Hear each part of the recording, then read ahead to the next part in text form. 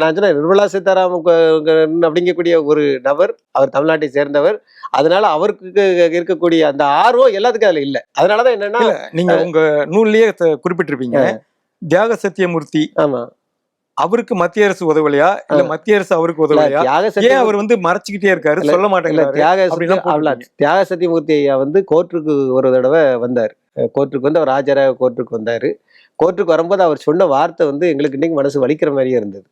அப்போ அந்த மாப்பா பாண்டியராஜன் அமைச்சர் அவர்கிட்டயும் நேரில் போய் அவர் சொன்னது, எங்களுக்கு ஒரு டேபிளும் ஒரு 2 ஒரு கம்ப்யூட்டரும் ஒரு உதவுறதுக்கு 2 பேரையும் தாங்க, நான் அறிக்கை எப்பவுமே டைப் பண்ணி தரேன் அப்படின்னாரு. அது அவருடைய மன வேதனையை தான் குறிக்கு.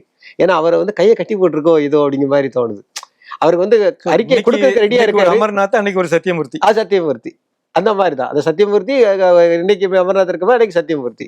அதே மாதிரி இந்த மத்திய தொழில் துறையில இந்த டிரான்ஸ்ஃபர் அப்படிங்கிறது வேதனையான ஒரு விஷயம்.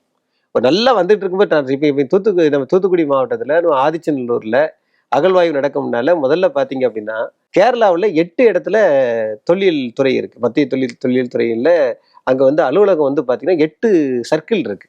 எவ்வளவு பெரிய சின்ன ஊர், அங்க 8 சர்க்கிள் இருக்கு. நமக்கு ஒரே ஒரு சர்க்கிள் தான், சென்னை சர்க்கிள் மட்டும்தான்.